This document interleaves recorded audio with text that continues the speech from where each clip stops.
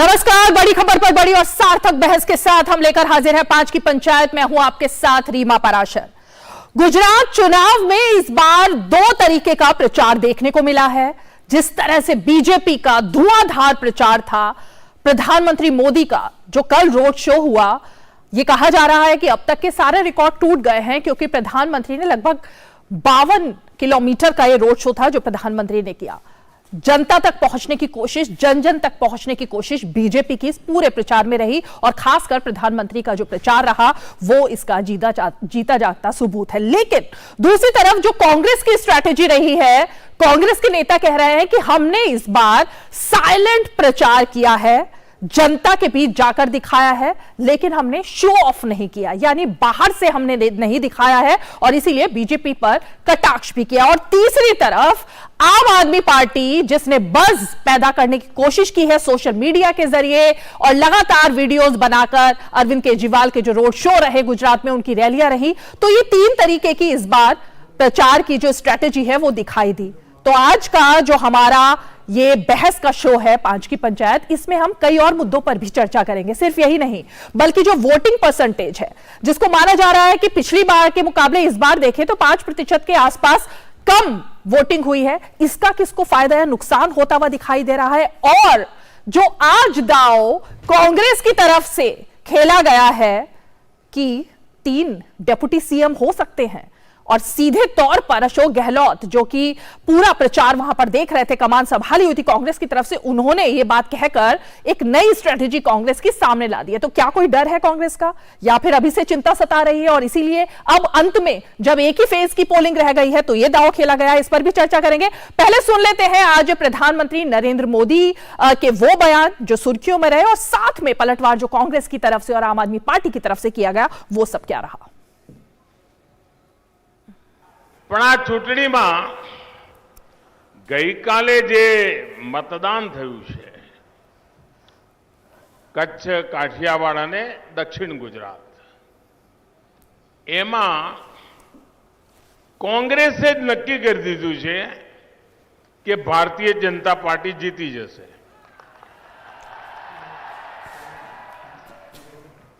આનું કારણ શું? કોંગ્રેસે આવું કેમ કહ્યું? કોંગ્રેસે કહી દીધું છે, કોંગ્રેસ જ્યારે ઈવીએમ ને કોસવાનું ચાલુ કરે, એમ કે ઈવીએમ માં ગડબડ છે, ઈવીએમ ને રહી જાય ત્યારે આમ કરજો, ઈવીએમ એટલે તમારે સમજી જવાનું કે કોંગ્રેસે ઉચાળા ભરી લીધા છે। અને કોંગ્રેસે મતદાન પતે પહેલા ચાલુ કરી દીધું કે ઈવીએમ ઈવીએમ ઈવીએમ ઈવીએમ। કોંગ્રેસની વિશેષતા એ છે કે ચૂંટણી ચાલતી હોય ત્યારે મોદીને ગાળો બોલવાની, અને ચૂંટણીનું મતદાન આવે ત્યારે ઈવીએમને ગાળો દેવાની। क्योंकि वो कहीं भी बोले देश की प्रगति और देश के डेवलपमेंट के लिए, गुजरात के डेवलपमेंट के लिए मुझे वोट दो,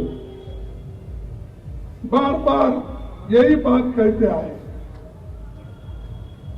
अगर आपने 9 साल प्रधानमंत्री होते, 27 साल अपनी हुकूमत यहां चला के, क्यों यहां कमजोर तबके के लोगों को उनकी आमदनी क्यों नहीं बढ़ा रहे? इसका उत्तर तो देना चाहिए। भाजपा के जो कार्यकर्ता थे, पहले वो लोगों से निकाल के वोट डलवाते थे। कल उन्होंने ऐसा काम नहीं किया, कल उन्होंने घरों से निकाले नहीं लोग, इसलिए वोटिंग में कमी, भाजपा को नुकसान है। और कल की जो हमारी प्रेडिक्शन है उसमें कांग्रेस 0 से 1 है, और आम आदमी पार्टी कल वाला फेज जीत चुकी है। तो पहला फेज किसने जीता है ये पिटारा तो 8 तारीख को खुलेगा, लेकिन कांग्रेस की तरफ से यह दावा कर दिया गया है कि कल जो पोलिंग हुई है उसमें 55 सीटें कांग्रेस के पाले में जाएंगी, ये दावा आज कांग्रेस ने प्रेस कॉन्फ्रेंस करके पवन खेड़ा ने कह दिया है। दूसरी तरफ भगवंत मान जो कि पंजाब के मुख्यमंत्री, आम आदमी पार्टी की तरफ से उनका दावा कि सरकार उनकी बन रही है। लेकिन तीसरी तरफ आज प्रधानमंत्री नरेंद्र मोदी जब गुजरात में थे, जनता के बीच में थे, चुनाव प्रचार कर रहे थे, तब उन्होंने एक बात कही। उन्होंने कहा कि पहले चरण का जो मतदान हुआ है वो अब तक बीजेपी की जो बम्पर जीत है उसकी तरफ जाते हुए संकेत दे रहा है। तो तीनों के अलग अलग दावे हैं और इस पर भी हम चर्चा करेंगे। एक छोटा सा ब्रेक ले लेते हैं। ब्रेक के फौरन बाद हमारे जो खास मेहमान हैं उनका परिचय कराऊंगी। आप देखते रहिए 5 की पंचायत।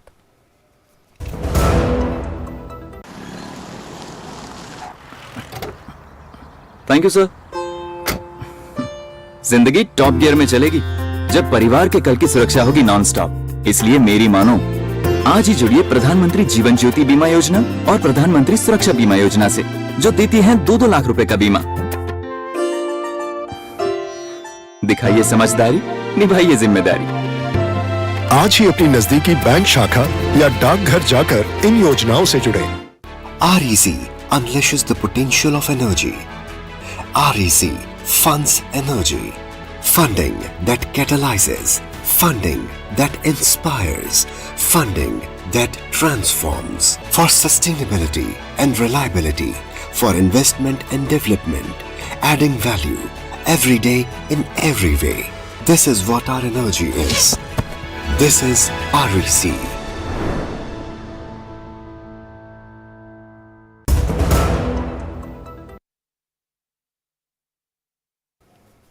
तो डीडी न्यूज पर आप देख रहे हैं 5 की पंचायत और बेहद ही खास मेहमान हमारे साथ 5 की पंचायत में जुड़ गए हैं। मैं परिचय करा देती हूं अपने मेहमानों का। हमारे साथ राजिका कचेरिया जी हैं जो कि प्रवक्ता है भारतीय जनता पार्टी की, सीधे हमारे साथ जुड़ रही हैं। हमारे साथ निशांत रावल जी हैं, प्रवक्ता है कांग्रेस पार्टी के। हमारे साथ पीयूष जोशी जी हैं जो कि राजनीतिक विश्लेषक हैं और हमारे साथ एक और खास मेहमान मौजूद हैं, राजनीतिक विश्लेषक वरिष्ठ पत्रकार हितेश शंकर जी। हितेश जी, बहुत बहुत स्वागत है आपका। आप चारों ही खास मेहमान का। राजिका जी, मैं शुरुआत आपसे करूंगी। कांग्रेस ने दावा कर दिया है कि जो पहले चरण का कल मतदान हुआ है, 89 में से 55 सीटें कांग्रेस इस वक्त जीत रही है। तो बीजेपी के दावे तो खोखले साबित कर रही है कांग्रेस, अगर 55 सीटें सीधे सीधे कांग्रेस के पाले में जा रही हैं तो। देखिए, कांग्रेस का एक बहुत पुराना जुमला रहा है, ना खुद करना ना किसी और को करने देना। तो ये एक विषय कांग्रेस का रहा है। ना कांग्रेस के पास नेता है, ना नियत है, ना कोई रोड प्लान है, ना उन्होंने कुछ किया था जब 75 ईयर्स थे। तो अब उसका मतलब क्या है? वो बड़ी बड़ी बातें करना जानते हैं और बस उसी में वो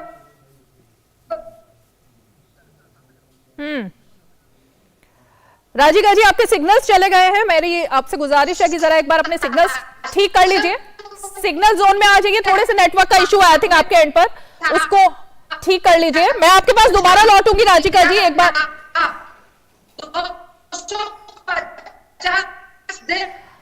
राजिका जी मैं आपके पास दोबारा आती हूँ, आपकी आवाज नहीं आ रही है।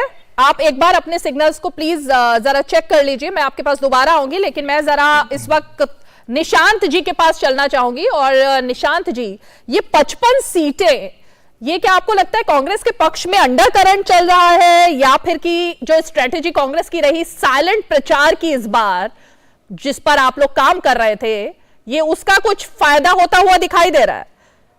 क्योंकि ओपिनियन पोल्स पर तो आप लोगों ने बैन की मांग कर दी थी, मीडिया पर भी निशाना साध दिया था। तो ये 55 सीटें, ये क्या किसी सर्वे का नतीजा है या आकलन किस आधार पर लगाया गया है? रीमा जी, सबसे पहले तो जिस तरीके से भारतीय जनता पार्टी प्रवक्ता जी का जो इंटरनेट नेटवर्क डाउन हो गया था, उसी तरीके से फर्स्ट फेज के चुनाव में उनके जो सीटें हैं वो डाउन होना शुरू हो गई। उसका एक फैक्ट मैं आपको बताने लगा हूं। देखिए, जो ओवरऑल वोटिंग हुआ है वो 6 से 7% कम हुआ है, लेकिन जिस सीटों के ऊपर, जैसे कि रूरल एरिया और ट्राइबल सीटों के ऊपर, बाय एग्जांपल डांग जिले की बात करें, गिर सोमनाथ जिले की बात करें और नर्मदा तापी जिले की बात करें, जहां पे कांग्रेस के सिटिंग एमएलए है, उस तरफ आपने देखा होगा तो ट्रेन चला है, 65 से लेके 82% तक वोटिंग हुआ है, सबसे अच्छा वोटिंग वहां पे हुआ है। दैट मीन्स कि गुजरात की जनता ने उस पट्टे में, उस पर्टिकुलर बेल्ट में दरखम वोटिंग करके कांग्रेस के उम्मीदवार को वापस जिताने की बात कही है। दूसरी तरफ जहां पे भारतीय जनता पार्टी के सिटिंग एमएलए थे, खास करके अर्बन एरिया जो जामनगर, राजकोट, भावनगर जैसे, सूरत जैसे सिटी एरिया की जो सीटें हैं, वहां पे वोटिंग 10 to 12% कम हुआ है। वो सीधा दिखाता है कि इस बार गुजरात की जनता ने उस पर्टिकुलर बेल्ट में निरस्ता दिखाई है, और वो निरस्ता ऑफ कोर्स एंटी इनकम्बेंसी की निरस्ता है, और वो गुजरात सरकार के सामने है। क्योंकि आपने देखा होगा ये चुनाव शुरू हुआ, ये चुनाव जैसे ही नजदीक आया, पहला फेज नजदीक आया, 1 वीक से प्रधानमंत्री मोदी जी, बाकी मंत्री, बाकी राज्यों के बीजेपी के मुख्यमंत्री यहाँ पे आके आतंकवाद, CAA, uniform civil code, Kashmir की 370 कलम जो हटाई, ये सारी बातें कर रहे थे, जिसको हकीकत में गुजरात के चुनाव से कोई लेना देना नहीं है। निशांत के मुद्दों पे ऊपर लड़ा जा रहा है। ओके निशांत जी, गुजरात के मुद्दों पर चुनाव लड़ा जा रहा है तो सभी को पता है, हर राज्य के जो मुद्दे होते हैं चुनाव उसी पर लड़ा जाना चाहिए। लेकिन शुरुआत किसने की? कांग्रेस की तरफ से जो अटैक प्रधानमंत्री पर किए गए, कांग्रेस की तरफ से जो स्ट्रेटेजी चेंज की, और आज जब राजस्थान के मुख्यमंत्री अशोक गहलोत ये दावा कर रहे हैं और ये इस तरह के सिग्नल्स दे रहे हैं कि हम 3 उप मुख्यमंत्री बनाएंगे, मुख्यमंत्री कौन सी जात का होगा, ये तमाम बातें जो आई हैं, इसका किससे संबंध है? और ये अब जब एक फेज की पोलिंग हो चुकी है, तब ये दांव खेलने का की स्ट्रैटेजी कांग्रेस की क्या है? रीमा जी मेरी बात समझिए, 3 उप मुख्यमंत्री बनेंगे या 4 बनेंगे, ये तो चुनाव के बाद डिसाइड होगा। पार्टी की पार्लियामेंट्री बोर्ड और सेंट्रल इलेक्शन कमेटी डिसाइड करेगी, जिसमें माननीय अशोक गहलोत साहब भी अंदर वो सारी कमेटी में इंक्लूडेड है। वो हमारे राजस्थान के यशस्वी मुख्यमंत्री है, उन्होंने जो भी कैलकुलेशन दिया होगा वो आला कमान के साथ वार्ता विमर्श करने के बाद ही किया होगा। लेकिन ये कांग्रेस की इंटरनल मैटर है, और वो गुजरात की जनता जब चुनाव 8 तारीख को रिजल्ट आएंगे, गुजरात की जनता का रिव्यू लेके इसके ऊपर डिसीजन लिया जाएगा। रहा सवाल जो आपने शब्दों की बात की, अरे भाई चुनाव होते हैं, कहीं से कहीं ना शब्द निकलते हैं, और भारतीय जनता पार्टी का जो पेड सोशल मीडिया है वो ऐसी क्लिपें बना के उसको व्हाट्सएप लेबोरेटरी, व्हाट्सएप यूनिवर्सिटी में, सोशल मीडिया में हर जगह पे डालने के लिए काफी फेमस है। वो हर एक राज्य में ऐसा करने की कोशिश करते हैं। अरे निशांत जी, सोशल मीडिया तो खुद की है। निशांत जी, सोशल मीडिया तो आजकल कांग्रेस का भी काफी एक्टिव है, ऐसी बात नहीं है। आप हल्के में ले रहे हैं, आप अपनी पार्टी को क्यों आप हल्के में ले रहे हैं? रीमा जी, फर्क ये है, कांग्रेस के सोशल मीडिया कांग्रेस के वर्कर हैंडल करते हैं, हमारा ऑर्गेनिक सोशल मीडिया। चलिए ठीक है, okay social media, okay worker handle, चलिए ठीक है, उस पर चर्चा करते हैं, आते हैं उस पहलू पर भी आते हैं। कार्यकर्ता है, ओके, उस पहलू में क्वालिटी कार्यकर्ता है, ये फर्क है कांग्रेस और बीजेपी के। आते हैं राजिका जी, पहले तो ये जो सोशल मीडिया को लेकर लगातार बयान जो हो रहे हैं, अटैक हो रहे हैं बीजेपी के सोशल मीडिया पर, फेक वीडियोस आप लोग वायरल करते, कटा छटा के। कल भी हमारी जो गेस्ट बैठी हुई थी यहाँ पे कांग्रेस की, उन्होंने कहा कि जो रावण का बयान रहा खड़गे साहब का, वो आपने काट छाट कर जितना आपके उपयोग का था आपने इस्तेमाल किया और बाकी का आपने हटा दिया। तो ऐसा कुछ चल रहा है क्या सोशल मीडिया पर जीत का लक्ष्य तय करना? नहीं, जो हकीकत है हम लोग वही लाते हैं। ये कांग्रेस की तासीर है, चीजों को मचोड़ना, कचोड़ना और फिर लोगों के सामने लाना। भारतीय जनता पार्टी बहुत ही स्पष्ट पार्टी है, जो सोचती है वो करती है और ऑन ग्राउंड बताती है। इसीलिए हमारी सरकार बनती है। क्यों नहीं पकड़ते आप लोग? निशांत जी एक एक करके, निशांत जी एक सेकेंड, एक करके बात करेंगे, एक साथ नहीं। हाँ, एक करके अपनी अपनी बारी में सब लोग बोलेंगे। बोलिए राजिका जी। Thank you. क्योंकि प्रवक्ता जी थोड़ा आई थिंक मैनर्स में लैक करते हैं। मैंने बोला नहीं जब ये बोल रहे थे, तो बाहर रहे जब मैं बोले। भारतीय जनता पार्टी ऑलरेडी भरोसे की सरकार है। 20 साल की कामगिरी गुजरात में हो चुकी है। जब प्राइम मिनिस्टर यहाँ के सीएम रहे थे, तब से चीजें जो उन्होंने स्टार्ट की थी, जैसे हर एक गांव में बिजली देना, नल से जल देना। अरे बहन, मैं आपको बताऊं गुजरात की परिस्थिति तो कांग्रेस ने क्या बनाई थी। उस समय इन्होंने टैंकर कल्चर कर दिया था। इन्हीं के लोग टैंकर भी चलाते थे, इन्हीं के लोग पानी भी बेचते थे। भारतीय जनता पार्टी की सरकार आई और अब सुजलाम योजना के कारण, जल से नल योजना के कारण हर एक घर घर में पानी आता है। कांग्रेस सिर्फ बड़ी बड़ी बातें करती है। शासन में तो ये लोग भी थे, कहाँ किया था काम इन्होंने? नहीं नहीं राजिका जी, मेरा सवाल कुछ और था। राजिका जी, मेरा सवाल कुछ और था। पहले मैं जल्दी से आपसे अपने सवाल पर आकर बात करती हूँ, फिर मैं हितेश जी के पास जाऊंगी। मेरा सवाल ये था कि ये आरोप कल से कांग्रेस के नेताओं ने लगाया कि उनके बयानों को आपने काट छाट के वायरल करवाया बीजेपी ने और अपने फायदे के लिए उसका इस्तेमाल करने की कोशिश की। सोशल मीडिया पर जो अटैक हो रहा है इस चुनाव में बीजेपी के खासकर, मैं उसका जवाब चाह रही थी आपसे। नहीं, ये बात बिल्कुल गलत है, क्योंकि हम लोग पेड़ नहीं रखते।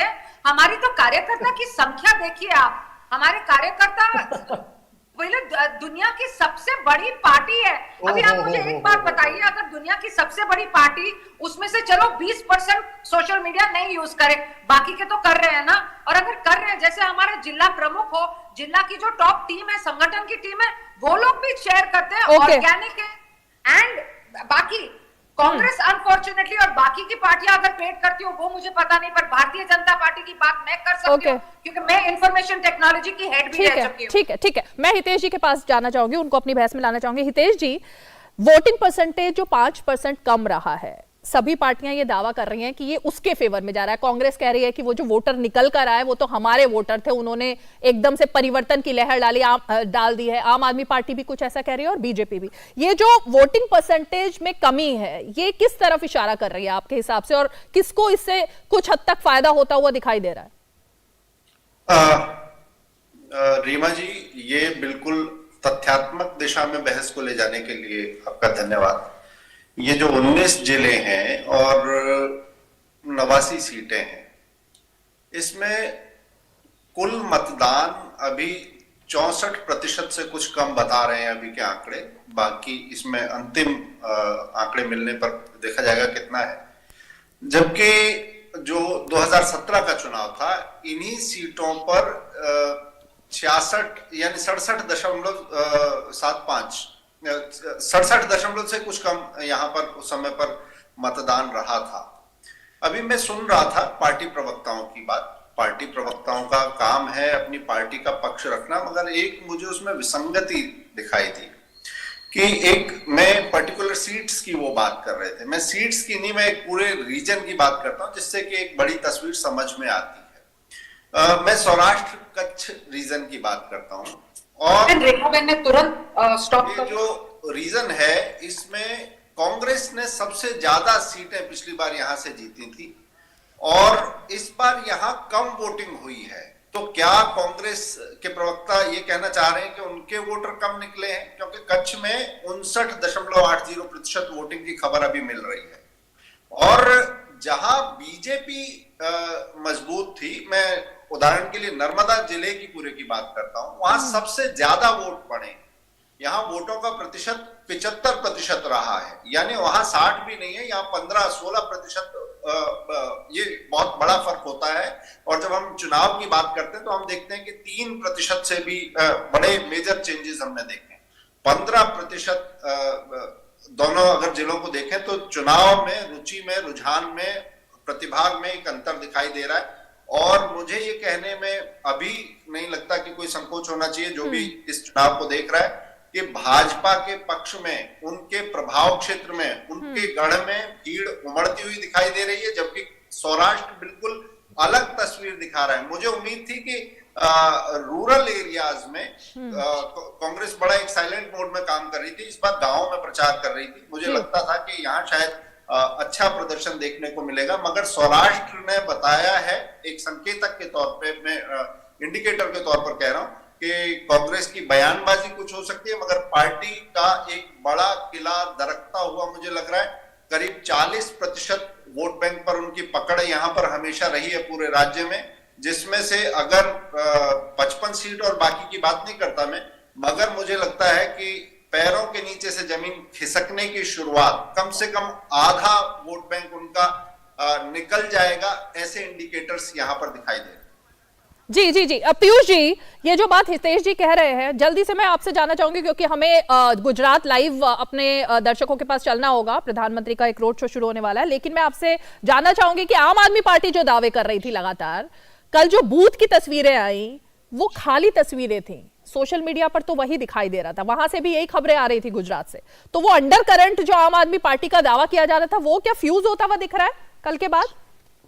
देखिए, आम आदमी पार्टी बनी ही इसलिए है कि शिक्षा और स्वास्थ्य की राजनीति पे वापस फोकस ला सके। सीट की बात जहां तक भगवंत मान जी ने की है, सुदान गढ़वी जी ने भी की है, उन्हें लगता है कि 51 सीटें वो लोग जीत रहे हैं। जितना 89 सीट पे वोटिंग हुआ है उसके 89 में से 51 they are winning, that's what they claim. मुझे ऐसा लगता है कि ऑलरेडी जीत चुकी है। अब कैसे जीत चुकी है आप देखिए, है ना, केजी से पीजी तक फ्री शिक्षा करना बच्चियों के लिए ये प्रधानमंत्री को करना पड़ा है। स्कूल ऑफ एक्सीलेंस की घोषणा करना उनको मजबूरन होके करना पड़ा है। तो ऑलरेडी आप जीत चुके हो। यदि आप शिक्षा और स्वास्थ्य पे राजनीति को ला चुके हो तो आप जीत चुके हो, क्योंकि बेसिकली यदि किसी भी विकसित राष्ट्र का निर्माण करना है तो शिक्षा और स्वास्थ्य की बात करना बहुत ही अवश्यम भावी हो जाता है। और ये काम आम आदमी पार्टी ऑलरेडी कर चुकी है। सेकंड फेज में भी देखा जाएगा और क्या रिजल्ट आएगा। देखिए, मैं कोई ज्योतिषी तो हूं नहीं, तो 8 को क्या होगा ये तो मैं नहीं बता सकता, पर ये जो भी बातें भगवंत मान जी कर रहे हैं या गढ़वी जी कर रहे हैं वो उनके इंटरनल सर्वे के हिसाब से कर रहे होंगे। क्या सत्य है क्या झूठ ये तो 8 तारीख को पता पड़ जाएगा, पर मेरे हिसाब से जीत चुके हैं ऑलरेडी। चलिए, तो आप तो बहुत ही मतलब एकदम विश्लेषक से भी बड़ी बात कर रहे हैं, लेकिन राजिका जी ये जो बात नहीं कर रहा हूं, शिक्षा और स्वास्थ्य के मुद्दे पे यदि बात आ गई तो जीत चुके हो। चलिए ठीक है, राजिका जी। एक चीज रीमा जी मैं यहाँ पर जोड़ना चाहूंगा, बहस की गंभीरता का ये तकाजा है कि फोकस वास्तव में विकास नहीं है। ये एक आम आदमी पार्टी की राजनीति को ढकने की कोशिश हो सकती है। अभी उन्होंने जो 30,000 रुपए की बात कही वो प्रोपेगेंडा के अलावा क्या है? क्या किसी परिवार को किसी भी राज्य में बिना काम किए 30,000 रुपए तक दिए जा सकते हैं जो आम आदमी पार्टी ने की? ये विकास का एजेंडा कहाँ है? ये प्रोपेगेंडा क्यों नहीं कहा जाना चाहिए? लोगों से छल से क्यों नहीं बताया? लेकिन हितेश जी एक second doctor Piyush, okay Hitesh ji, ये तो बात दिल्ली में भी दिखाई दे रही है ना, एमसीडी के चुनाव में भी आम आदमी पार्टी की पॉलिसी हमेशा से ही यही है, क्योंकि पंजाब में भी उन्होंने यही स्लोगन चलाया, हिमाचल में भी यही स्लोगन था। मैं रिस्पॉन्ड करना चाहूंगा। क्या है? ये सबकी आवश्यकता है। देखिए, वो कैलकुलेशन है, इसका मुद्दा राजनीति नहीं I object strongly to this, करेगा उसका आकलन करना पड़ेगा, क्योंकि फ्रीबीज की पॉलिटिक्स को हम विकास 30 सेकंड में मैं जवाब दे दूंगा। 30 सेकंड में दीजिए, फिर और गैस के पास जाना है मुझे। डॉक्टर जल्दी से। मेरा बिल्कुल सिंपल सा कहना है कि जो 30,000 की बात करी वो कहां डायरेक्ट कैश ट्रांसफर की या डायरेक्ट बेनिफिट ट्रांसफर की बात हो रही है। वो तो ये बात हो रही है कि यदि किसी के बच्चे के स्कूल की फीस बचती है, किसी के इलाज का खर्चा बचता है, 300 यूनिट बिजली का खर्चा बचता है, वो लालच की बात कर रहे हैं कि आप लालच देकर वोट पाना चाहते हैं, लालच देकर वोट पाना चाहते हैं ना, उस स्लोगन की बात कर रहे हैं वो। भाई जनता से लिया हुआ पैसा जनता को वापस दे रहा है फैसिलिटीज के। ठीक है doctor Piyush, okay doctor Piyush, जनता से लिया हुआ पैसा, ओके ठीक है जी। हितेश जी जल्दी से। जी, मेरा ये कहना है, पीयूष जी जो कह रहे थे कि पैसा बचा, फीस वीस, ये मैं इसकी बात ही नहीं कर रहा हूं। मेरा वो प्रश्न नहीं समझे। बिना कुछ किए क्या इतनी बड़ी रकम जुटा सकती है कोई सरकार जो लुटा सके? अगर जुटा नहीं सकते तो लुटाने को विकास की राजनीति नहीं कहा जा सकता। लेकिन एक सेकंड हितेश जी, ये बात तो जब अरविंद केजरीवाल से पूछी जा रही है, वो बार बार कह रहे हैं कि पैसा लाना मेरी जिम्मेवारी है, मैं कहां से लाऊंगा, वो मेरी हेडेक है, मेरी हेडेक है, वो मैं कहां से लाऊंगा पैसा? आप जो रीमा कह रही है, दिल्ली में एक बड़ा सेटबैक लगा है। पैसा तो वो शराब की दुकानों से भी ले आए थे, मगर आप देखें सरकार का रेवेन्यू मॉडल बिल्कुल नीचे चला गया था, राजकोषीय घाटा बढ़ गया था। भाई साहब, रेवेन्यू मॉडल है सीएजी के हिसाब से, चलिए इसको घाटा भी बढ़ गया, सीएजी के हिसाब से रेवेन्यू सरप्लस मॉडल है। ठीक है, मैं जरा राजिका जी को भी अब बहस में एक बार फिर से लाना चाहूंगी। राजिका जी, ये दावा किया गया अशोक गहलोत कांग्रेस की तरफ से कि जब ये बात आती है ना, जिसको आपने मुद्दा बनाया कि राहुल गांधी ने पिछले चुनाव में 42 रैलियां की थी, इस चुनाव में 2 रैलियों पर सिमट गए, कांग्रेस के नेता दिखाई नहीं दिए, बाद में एंड में उन्होंने एक अलग दांव खेला। लेकिन वो कह रहे हैं कि जो गुजरात में भारत जोड़ो यात्रा का असर पड़ा है ना, उसकी जो हवा वहां से आई है, उसकी वजह से कांग्रेस को पूरे चुनाव में फायदा दिखेगा। गुजरात में भारत जोड़ो यात्रा का इंपैक्ट इतना ज्यादा है कि कांग्रेस बीजेपी को पछाड़ देगी। मुझे बताइए, चल कहीं और रहे हैं, जोड़ कहीं और रहे हैं, कांग्रेस के लोग निकल कहीं और से रहे हैं, और ये लोग मुद्दा ये बता रहे हैं कि हम लोग भारत जोड़ो कर रहे हैं। पहले अपने पार्टी को तो जोड़ो, फिर बाकी देश को जोड़ना जी। और अगर कांग्रेस की बात इतनी पक्की होती गुजरात में, तो गुजरात में जिस हिसाब से कांग्रेस को एक एक करके हर एक राज्य में से निकाला जा रहा है ना, वो एक बहुत क्लियर इंडिकेशन है कि गुजरात के वोटर्स वो बिल्कुल कांग्रेस को पसंद नहीं करते हैं और उनको कांग्रेस या कोई दूसरे पार्टी को नहीं लाना है, क्योंकि वो संतुष्ट है आज भारतीय जनता पार्टी पर, उनको भरोसा है, क्योंकि ऑलरेडी परफॉर्मेंस हम लोग कर चुके हैं। कामगिरी जब हो जाती है तो परफॉर्मेंस की राजनीति में लोगों को ट्रस्ट फैक्टर बैठ जाता है। ठीक है निशांत जी, 52 किलोमीटर का रोड शो प्रधानमंत्री ने कल किया। आज भी प्रधानमंत्री जनता के बीच में जो कनेक्ट है, इसकी जरूरत नहीं थी। प्रधानमंत्री, उनका गुजरात से कनेक्शन सबको पता है, लेकिन स्ट्रेटेजी ये कि प्रधानमंत्री एक एक जन के पास जा रहे हैं, लोगों के साथ संवाद, लोगों के साथ बातचीत, लोगों के बीच में जाना। कांग्रेस कहां पे, कब ये हुआ है कि कांग्रेस ने जनता की नब्ज टटोलने की कोशिश की? और यही बात इस चुनाव में नहीं, जो पिछले कई चुनाव हुए उसमें कांग्रेस को फेल साबित करने के लिए सामने आई है। आपको लगता है ये कमी इस चुनाव में फिर से कांग्रेस को खल सकती है?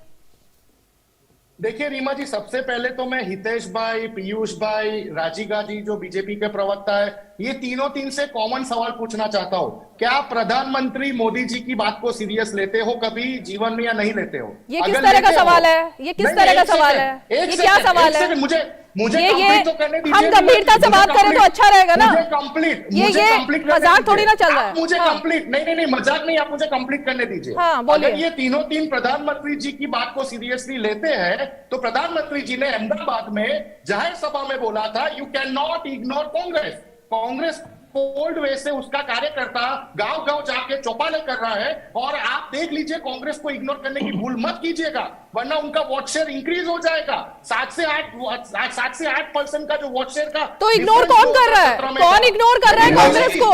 अरे इग्नोर किसने किया? इग्नोर किसने किया? अरे भाई इग्नोर किसने किया है? निशांत जी, किसकी बात कर रहे हैं आप? कौन इग्नोर कर रहे हैं? हम तो कांग्रेस की बात कर रहे हैं। सुनिए रीमा जी, आप जितना विरोध पक्ष को काउंटर करते हैं उतना सत्ता पक्ष को भी काउंटर करना रखिए। अरे भाई सवाल मन में आएगा तो पूछेंगे ना सर। निशांत जी मुझे कंप्लीट नहीं करने देते, प्रॉब्लम ये है। मैं ये बोल रहा हूं कि कांग्रेस ने अपनी अगर मार्केटिंग और प्रमोशनल एक्टिविटी की स्ट्रेटेजी चेंज की है तो उससे भारतीय जनता पार्टी को क्यों प्रॉब्लम होता है? प्रधानमंत्री जी ने जो रैली कल अहमदाबाद में की थी, और जब से 3 महीने से प्रधानमंत्री जी गुजरात में आके सभाएं कर रहे, इतनी सभा तो उन्होंने छत्तीसगढ़ में भी की थी, झारखंड में भी की थी, राजस्थान में भी की थी, तमिलनाडु, कर्नाटक, केरल, हर जगह पे की थी। प्रधानमंत्री मोदी जी 2014 के बाद अलग अलग प्रकार के 24 इलेक्शन भारतीय जनता पार्टी हारी है, तो इसका हिसाब भारतीय जनता पार्टी के प्रवक्ता नहीं देंगे क्या? अरे निशांत जी एक सेकेंड, चलिए ठीक है, मैं लेती हूँ निशांत जी इसका जवाब नहीं, एक सेकेंड सुन लीजिए, 1 मिनट निशांत जी, मैं जवाब लेती हूँ, लेकिन मेरा यहाँ पे आपसे इसी के एवज में सवाल है। जो आपने बात कही, आपको लगता है ना कि प्रधानमंत्री लोगों के बीच जा रहे हैं, कांग्रेस क्यों नहीं कर रही है ये काम? 1 सेकंड, आप रीमा जी मुझे एक बात बताइए, क्या मल्लिकार्जुन खड़गे साहब कांग्रेस के बड़े नेता नहीं है ना? अशोक गहलोत जी राजस्थान के मुख्यमंत्री कांग्रेस के बड़े नेता है ना?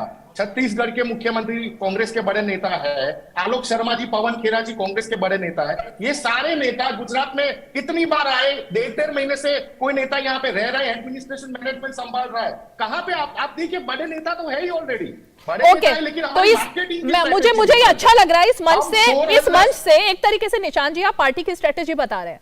इस मंच से आप ये कह रहे हैं कि आने वाले भी जो चुनाव होंगे, अब कर्नाटका, मध्य प्रदेश, छत्तीसगढ़, राजस्थान, तमाम चुनाव, उसमें क्या पार्टी की अब यही स्ट्रेटेजी रहने वाली है कि गांधी परिवार लगभग बाहर रहेगा और ये जो तमाम बड़े नेता हैं जिनकी आप जिक्र कर रहे हैं, वही अब कमान संभालने वाले हैं, उन्हीं की स्ट्रेटेजी आगे रहेगी?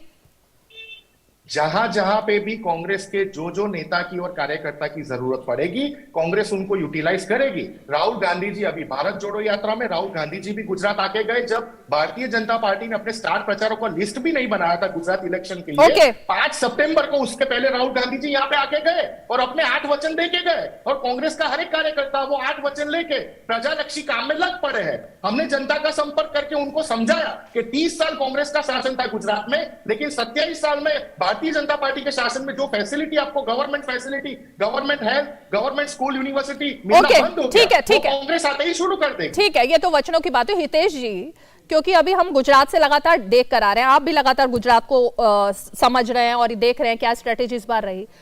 जनता के बीच में कांग्रेस के बड़े लीडर्स का ना जाना, खासकर राहुल गांधी की कमी, प्रियंका गांधी की कमी, और सोनिया गांधी और प्रियंका गांधी तो स्टार प्रचारक जिनका निशांत जी जिक्र कर रहे हैं लिस्ट बनाने का, उसमें उनके नाम टॉप पर थे, लेकिन वो दोनों अभी तक नहीं गए और अब तो खैर एक ही दिन बाकी है। ये जो स्ट्रेटेजी कांग्रेस की चेंज हुई है, ये किस तरह के कांग्रेस के भविष्य की तरफ इशारा कर रही है? क्या आने वाले चुनावों में कांग्रेस की एक छवि जो है वो यही बन के दिखाई देगी? देखिए, मैं रीमा जी आपका प्रश्न भी लूंगा और उससे पहले जो प्रवक्ता हैं कांग्रेस के, उन्होंने एक प्रश्न उठाने का प्रयास किया था, गंभीरता से किया था, मैं उसका उसी गंभीरता से जवाब भी देना चाहूंगा कि क्या आप देश के प्रधानमंत्री की बात को गंभीरता से लेते हैं? जी हाँ, और वो पार्टी की बात नहीं है। हमेशा मैं देश के प्रधानमंत्री की बात को गंभीरता से लेता हूं और उसे खाली राजनीतिक फ्रेम में नहीं देखता हूं, मगर पार्टी के तौर पर क्या आप राहुल गांधी जी की बात को गंभीरता से लेते हैं? क्योंकि यदि आप लेते हैं तो आपने जो पहले कहा था, दूसरी पार्टियों को सबसे ज्यादा ऑर्गेनिक कंटेंट तो आपके राहुल गांधी जी से ही मिलता है, आप उनको रोकने की कोशिश क्यों नहीं करते? क्या वो वास्तव में सीरियस कंटेंट दे रहे हैं सोशल मीडिया के लिए? क्या वो सीरियसनेस बता रहे हैं? दूसरी चीज जो रीमा जी ने कही कि ये क्या संकेत बताता है, भारत जोड़ो की बात सरदार पटेल के बिना पूरी नहीं होती। आज भाजपा के लिए कहा जाता है कि उन्होंने अप्रोप्रिएशन कर लिया है सरदार पटेल का, मगर आप भारत जोड़ो की बात बिना सरदार पटेल को याद और गुजरात से दूरी बनाए रखते हुए कैसे कर सकते हैं? कैसे सोच भी कैसे सकते हैं? या तो इस समय पर जो कांग्रेस का जो शीर्ष परिवार है उसने गुजरात को उसके हाल पर छोड़ दिया है, या फिर जिन नेताओं के नाम गिनाए जा रहे हैं उसने गांधी परिवार को छोड़ दिया है। और इसका कारण मुझे लगता है कि जो शीर्ष परिवार है उसकी राजनीतिक सूझ में एक कमी दिखाई देती है, क्योंकि जो कल तक कॉमरेड थे, वामपंथी थे, वो दोनों जो परिवार के जो टॉप ऑफिसेज हैं वहां पर आज कोई कांग्रेसी उनको नहीं चला रहा है, वहां पर कॉमरेड उनके साथ चला रहे हैं। और यही कारण है कि कांग्रेस से आने वाले जो राजनीतिक परिपक्वता वाले बयान थे उसकी बजाय वहां पर कड़वाहट बहुत भूल गई है। वरना ये गुजरात कांग्रेस का गढ़ हुआ करता था किस समय पर, और इस बार आप देखेंगे कि कांग्रेस के पांव के तले से जमीन यहां पर खिसकने वाली है। आज आप मेरी बात नोट करके रख लीजिए। ठीक है, मैं इस मुद्दे पर आती हूं। आपने जो पॉइंट रेज किया है और इसीलिए किस तरह से खाम पार्ट 2 का जो दाव है वो आज अशोक गहलोत ने चलने की कोशिश की है, उस पर भी मैं आऊंगी। एक छोटा सा ब्रेक ले लेते हैं, ब्रेक के बाद फौरन लौटेंगे और उसके बाद मैं इस चर्चा को आगे बढ़ाऊंगी। आप देखते रहिए डीडी न्यूज।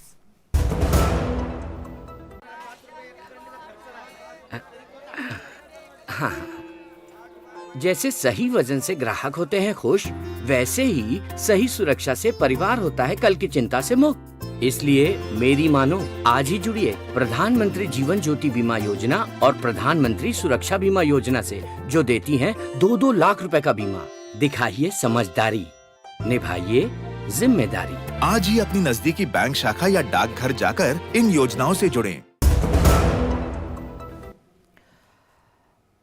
डीडी न्यूज पर आप लोग देख रहे हैं 5 की पंचायत, और मैं ये सवाल मेरा निशान जी आपसे और डॉक्टर पीयूष, एक एक करके मैं आप दोनों के पास आऊंगी, लेकिन पहले मैं निशान जी आप ही के पास आना चाहूंगी। ये जो ब्रांड मोदी है जिसकी चर्चा इस पूरे चुनाव में दिखाई दी, वो सिर्फ ब्रांड मोदी नहीं है बल्कि जो लोगों का कनेक्ट है, जिस पर मैं दोबारा से लौट कर आना चाहूंगी, क्योंकि हितेश जी ने जो बात कही कि कांग्रेस जो लगातार 27 साल से बाहर रहने के पीछे कोई वजह होगी, उसका एनालिसिस क्या इस चुनाव में किया गया कांग्रेस की तरफ से? क्योंकि सतह पर तो कहीं पर इस तरह से प्रदर्शन दिखाई नहीं दे रहा, और अब जब कार्यकर्ताओं के बीच में जाओ, नेताओं से जानने की कोशिश करो, तो वो खुद नहीं समझ पा रहे हैं कि पार्टी आला कमान की इस बार इस चुनाव को लेकर गंभीरता कहां पर थी, या फिर की जो स्ट्रैटेजी थी वो साइलेंट क्यों थी। ये तमाम ऐसे सवाल हैं जो गुजरात में सभी लोग, कहीं पर भी आप जाओ तो वो चर्चा का विषय बने हुए हैं। निशान जी, तो ये ब्रांड मोदी के सामने इतनी हल्की स्ट्रेटेजी बनाने के पीछे क्या वजह थी? देखिए, 2 विषय। पहली बात यह है कि गुजरात में 27 साल में जो 27 नई यूनिवर्सिटी की स्थापना नहीं हुई, 27 नई गवर्नमेंट स्कूल्स की स्थापना नहीं हुई। हमने एक्सपेक्टेशन रखा था कि प्रधानमंत्री जी जब भी गुजरात में आए तो किसी ना किसी सरकारी हॉस्पिटल का लोकार्पण करते हुए दिखे, किसी ना किसी नई सरकारी यूनिवर्सिटी या मेडिकल कॉलेज का लोकार्पण करते दिखे। लेकिन पिछले 6 महीने में प्रधानमंत्री जी गुजरात में जिस फ्रीक्वेंसी से आ रहे हैं, वो फ्रीक्वेंसी से 2 चीजें साबित होती है। एक तो भारतीय जनता पार्टी का गुजरात का जो इंजन है वो टोटली फेल हो गया, क्योंकि 1 साल के अंदर पूरा मुख्यमंत्री, पूरा मंत्रालय उन्होंने चेंज करके देखा, लेकिन कुछ नहीं हुआ। प्रधानमंत्री जी को ये पता लग गया कि देखिए गुजरात का इलेक्शन में जो एंटी इनकम्बेंसी का माहौल है उसको अगर थोड़ा सा डाउन डाउन करना है तो प्रधानमंत्री जी को कमान उनके हाथ में लेनी पड़ेगी, क्योंकि गुजरात के जो मुख्यमंत्री, उनके मंत्रालय के सारे मंत्री और गुजरात का जो संगठन है बीजेपी का, वो टोटली फेल हो चुका है गुजरात की जनता को कन्विंस करने के लिए। इसलिए प्रधानमंत्री जी ने इतनी फ्रीक्वेंसी बढ़ा के यहाँ पे रैलियां की, सभाएं की, ठीक है उन्होंने की, उनकी रैलियां में आपने संख्या भी देखी, लेकिन ऐसी तो असंख्य संख्या है 2017 में भी देखी गई थी। लेकिन क्या हुआ, कांग्रेस ने जंप मारा था, कांग्रेस का वोट शेयर हर बार 2002 से लेके आज तक लगातार रीमा जी इंक्रीज होता गया। निशांत जी, मैं जरा आपको पहले इस भी पर जवाब ले लेती हूं। मैं इस पर एक सेकंड रीमा जी, हाँ, मैं आपको बहुत क्लियर कट बता रहा हूं। हमारा जो डिफरेंस है वो 7 to 8% वोट शेयर का है, और हमारी डायरेक्ट फाइट बीजेपी से थी और बीजेपी से ही है। आम आदमी पार्टी हिमाचल की तरह गुजरात इलेक्शन से ऑलरेडी 1 वीक पहले क्विट हो चुकी है। निशांत जी, मैं राजिका जी से इस पर जवाब लूं, लेकिन मैं ये आपसे जानना चाहती हूँ, आपने कहा कि प्रधानमंत्री को इसलिए लाया गया क्योंकि बीजेपी में अब ये डर है और पता चल गया है कि उनको पीएम को आगे लाना पड़ेगा। तो क्या आप ये एक्सेप्ट कर रहे हैं कि पीएम के आगे आने से अब गेम बदल चुका है? जो आपका दावा है कि कांग्रेस के फेवर में था, तो अब तो पीएम आ ही गए ना, और पीएम के रोड शो भी हो रहे हैं, और पीएम की जो आपने खुद माना कि इतनी रैलियां और तमाम जो जनता के बीच में जाना है, तो क्या इसका फायदा बीजेपी को मिल जाएगा? रीमा जी, मैं मेरा स्टेटमेंट बहुत स्पष्टता से देना चाहता हूं। प्रधानमंत्री जी का पद संवैधानिक पद है, देश का सबसे सर्वोच्च पद होता है और सम्माननीय पद होता है। और मोदी जी के लिए पूरे भारत देश में इतने सारे इश्यूज और प्रॉब्लम्स है, फिर भी उनको वो सारे इश्यूज और प्रॉब्लम छोड़ के गुजरात बीजेपी को स्ट्रॉन्ग करने के लिए आना पड़ता है। वो साबित करता है कि गुजरात में जो 27 साल का कुशासन चरम सीमा पे आ गया था, और वो चरम सीमा की वजह से गुजरात की जनता कांग्रेस की फेवर में परिवर्तन के लिए वोटिंग करने जा रही थी। ठीक है राजिका जी, ओके राजिका जी, कोई डर है क्या बीजेपी के मन में? आप लोग प्रधानमंत्री पर ही डिपेंडेंट हैं, तो क्या कोई डर है कि पीएम के ही नाम पर, क्योंकि जो आरोप है कि बाकी सारी पार्टी एक तरफ और पीएम को ही अब आगे करके उनके चेहरे को ही अब वोट मांगे जा रहे हैं अंत में? राजिका जी, जहां जब भी कहीं पर प्रचार की बात होती है, तब हमारे स्टार प्रचारक, कहीं पर जब भी इलेक्शन होता है स्टार प्रचारक हमारे आते हैं, और नरेंद्र मोदी जी हमारे स्टार प्रचारक है। वो तो है ही, यहाँ के धरती पुत्र भी हैं, और अगर 1 साल से आ रहे हैं, क्योंकि हमारे इतना सारा काम लोगों को देना है, तो उनका जो प्रोजेक्ट का उद्घाटन है वो सौभाग्य से हमारे प्रधानमंत्री जी कर रहे हैं। उसमें ये इतना सारा पेट क्यों दुख रहा है कांग्रेस पार्टी के प्रवक्ता का, मुझे समझ नहीं आ रहा। दूसरी बात, अगर प्रधानमंत्री जी अपना यहाँ पर समय बिता रहे हैं, तो इसीलिए भी बिता रहे, उसका ये मतलब नहीं कि देश का स्थगित हो गया है, काम बरकरार चल रहा है। आपको मैं याद कराऊं तो G20 की जो अभी बैठक हुई थी, उसमें भारत प्रतिनिधित्व करेगा। जो G20 चीज क्या है, 75% of the world trade G20 संभालने वाला है, उसमें मुख्य रूप से भारत उस स्थान में बैठने वाला है, यानी प्रतिनिधित्व करने वाला है।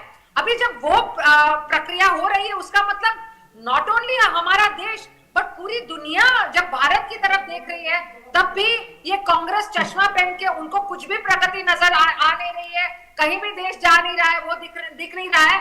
12 crore free dose of Covid injection यहाँ गुजरात में दिए गए थे, 12 करोड़, और उस कारण से भी लोगों को कितना एक डेफिनेट फीलिंग है कि भाई ये जो सरकार है वो भरोसे की सरकार है, और इस भरोसे की सरकार को फिर से लाना है, तो इसमें दो मत ही नहीं है।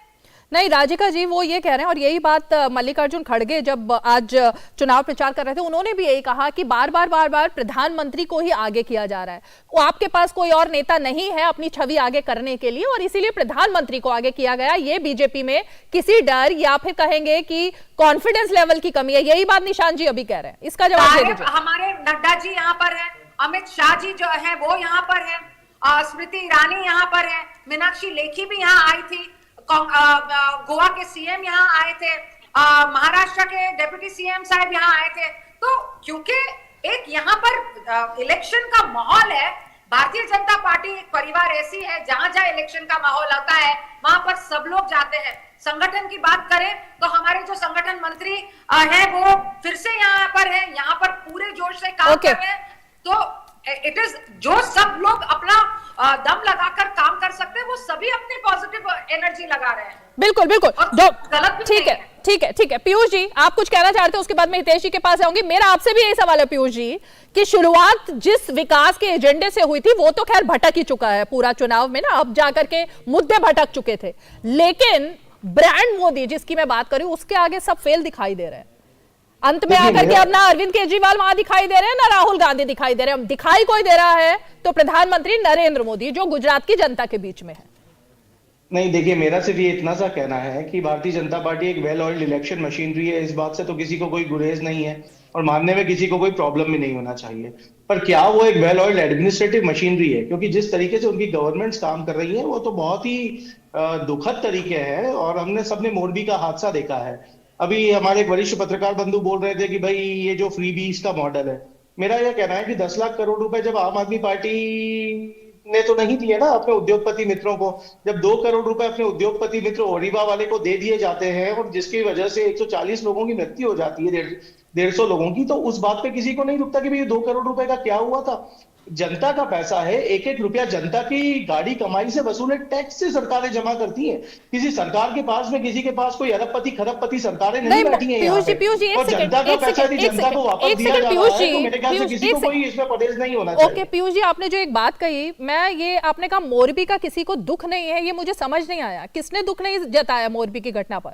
मेरी एक बात बोलिए, एक तो है आपने कहा मोरबी का किसी को दुख नहीं है, ये किसने कहा है कि किसी को दुख नहीं? मैडम, मगरमच्छ के आंसू बहाना बहुत आसान है। ओडिशा के जो मालिक हैं उनका नाम ही नहीं है एफआईआर में। अब आप क्या बात कर रहे हैं कि दुख है?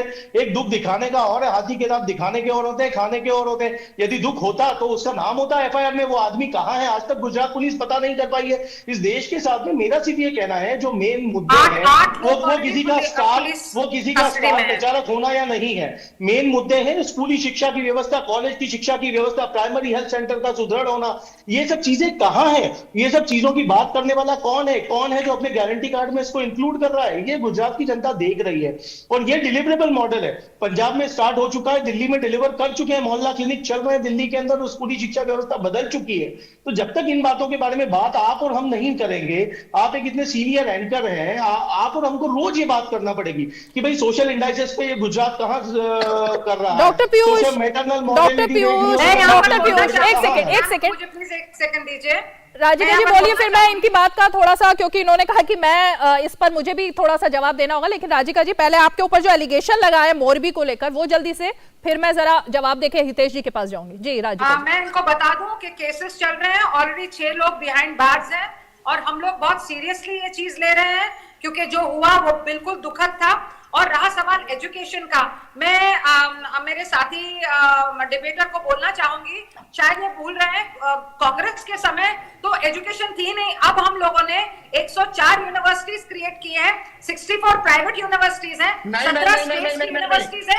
सुनिए मेरी बात, प्राइवेट यूनिवर्सिटी की यूनिवर्सिटी है, 11 सेक्रेटरी है, 1615 मैटर में हाई कोर्ट ने 1615 एजुकेशन है, अभी तक एक रुपए की एक्शन नहीं ली है। ये गुजरात हाई कोर्ट ने बोला है, गुजरात में आपने 19 से ज्यादा एक एक करके बात कीजिए, एक एक करके बात कीजिए, प्लीज प्लीज, इस तरह से डिबेट नहीं होती है। पीयूष जी बीच में नहीं, पीयूष जी, निशांत जी, निशांत जी, एक सेकंड, निशांत जी और राजिका जी, एक मिनट। निशांत जी यहाँ पर इस तरह से बहस नहीं होती है। निशांत जी आपको सुनाई, निशांत जी आप तक आवाज आ रही है? निशांत जी आप तक आवाज आ रही है? निशांत जी आप तक आवाज जा रही है? कुछ नहीं पता है। निशांत जी आवाज जा रही है आप तक? यहाँ पर ना ऐसे डिबेट नहीं होती है एक दूसरे के बीच में बोल के, क्योंकि दर्शक कुछ समझ नहीं पाते, फिर बहुत नॉन सीरियस लगता है। एक एक करके नहीं, हम एक एक करके बात करते हैं। देखिए सब लोग बहुत शांति से सुन रहे थे जब पीयूष जी बोल रहे थे, हितेश जी भी शांति से सुन रहे हैं, वरिष्ठ पत्रकार हैं वो, राजिका जी भी अपने टर्न का वेट कर रही है, तो आपको भी अपने टर्न का वेट करना चाहिए। निशांत जी, राजिका जी जो कह रही है मैं आपके पास आऊंगी, लेकिन डॉक्टर पीयूष जो आपने बात कही ना, दिल्ली के शिक्षा मॉडल, मोहल्ला क्लिनिक तमाम, तो वो उन खबरों पर भी आप दर्शकों को मिसगाइड मत कीजिए जो खबरें हर रोज मोहल्ला क्लिनिक को लेकर आती हैं।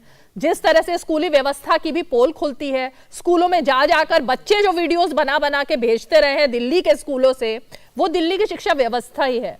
तो इसलिए कम से कम हम और आप दर्शकों को मिसगाइड ना करें, क्योंकि नेता कर रहे हैं तो वो समझ में आ रहा है, लेकिन कम से कम एक सही तस्वीर पेश करनी चाहिए, सही तस्वीर पेश करनी चाहिए। मैं भी आपको बोल रहा हूं, दिल्ली सरकार का एक स्कूल, ये मेरा आपको नेशनल टेलीविजन पर चैलेंज है, दिल्ली सरकार के द्वारा जो शिक्षा मंत्रालय है उसके द्वारा रन किए जाने वाले स्कूलों में कोई एक स्कूल आप ले जाकर बता दें और वहां की स्थिति बता दें कि उस स्थिति में स्कूल के रूम की क्या स्थिति है।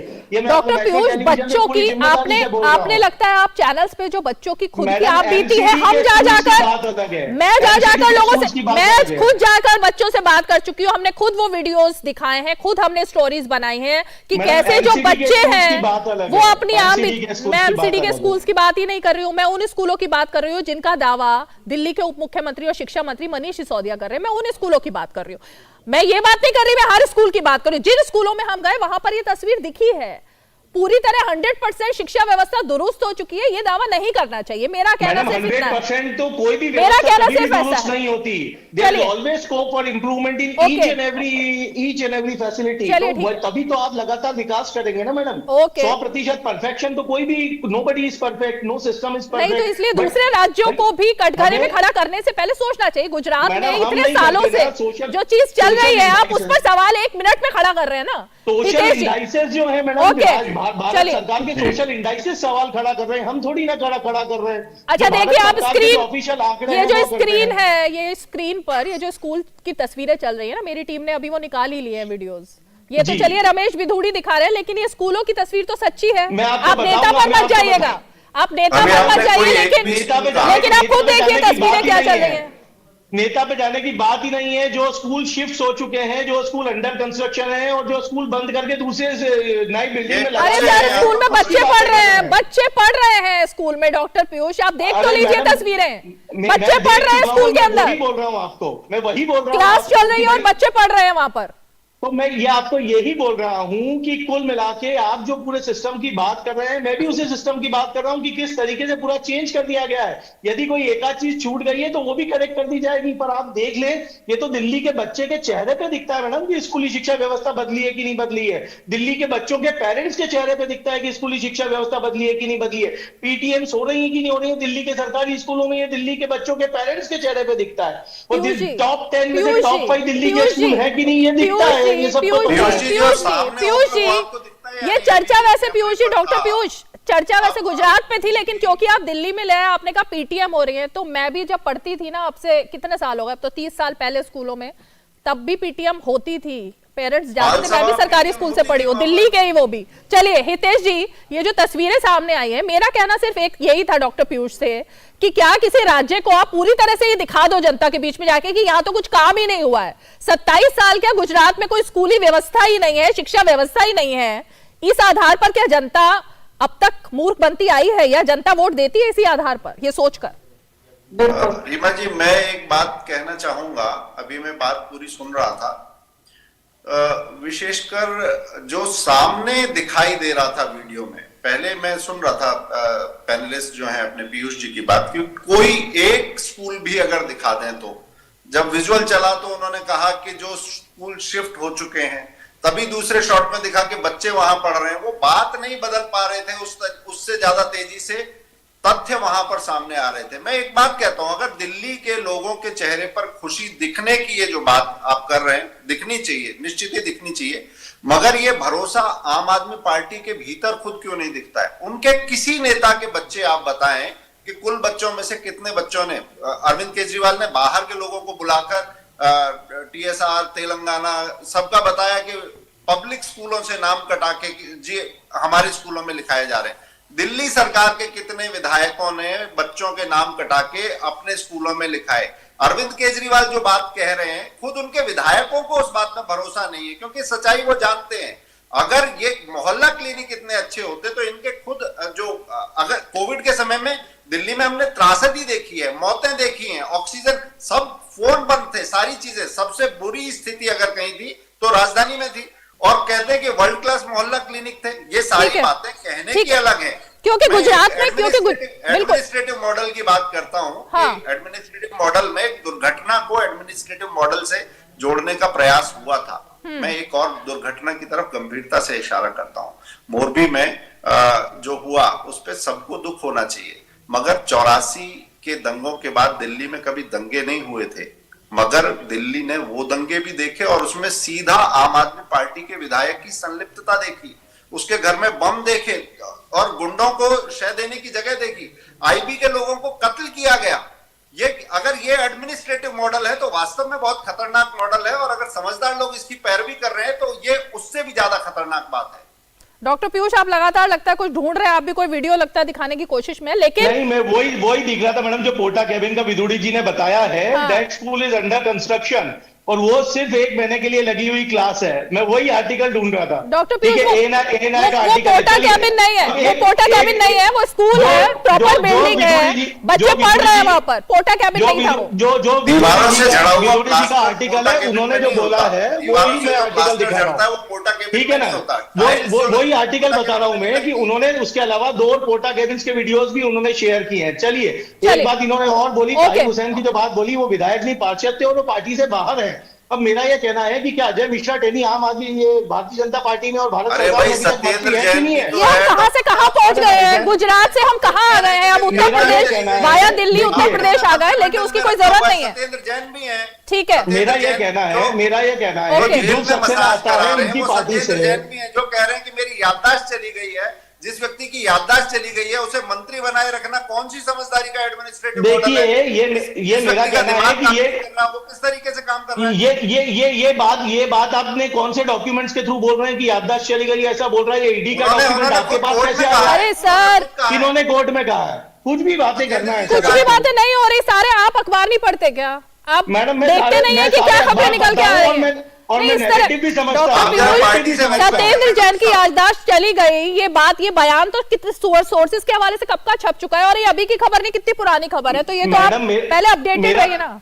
मैडम, मैं पूरा अपडेटेड हूँ और मुझे पता है, और मैं नैरेटिव भी समझता हूँ, नैरेटिव बिल्डिंग भी समझता हूँ। तो जिस तरीके से एक नैरेटिव बिल्ड किया जा रहा है, जिस तरीके से सारी चीजें आपको घुमा फिरा के भावनात्मक इश्यूज पे लाना है, क्योंकि इंडाइसेस पे आप बात कर नहीं सकते हो, तो हमें यही बातें करना पड़ेगी। मैंने तो एक नेशनल टेलीविजन पे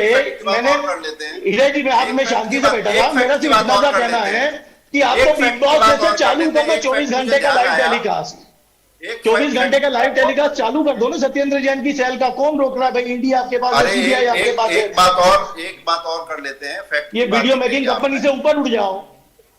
एक काम करने के 27 साल का तो लोग आपको लगता है आम आदमी पार्टी की जरूरत ही नहीं पड़ती। डॉक्टर पीयूष, ये मुझे लग रहा है कि जो स्ट्रेटेजी आम आदमी पार्टी की थी उसी का तो जवाब चल रहा है। ये आम आदमी पार्टी ने तो शुरुआती अरविंद केजरीवाल ने स्टिंग बनाई है और मुझे दीजिए और मैं कार्रवाई करूंगा। अब अगर स्टिंग बन रहे हैं तो उससे क्या तकलीफ हो रही है? 24 घंटे का बनाइए, 24 घंटे चलाइए सीसीटीवी, कौन आपको रोक रहा है? हम तो बोल रहे 24 घंटे चलाइए। बिग बॉस चाहते हैं, बिग बॉस कौन है? इस देश में 2 बिग बॉस है, मोदी जी और शाह जी। चलाइए 24 घंटे का, क्या प्रॉब्लम है? पर भाई जनता के मूल मुद्दों पे तो बात करिए। जनता के मूल मुद्दों पे, स्कूल पे, अस्पताल पे कौन बात करेगा?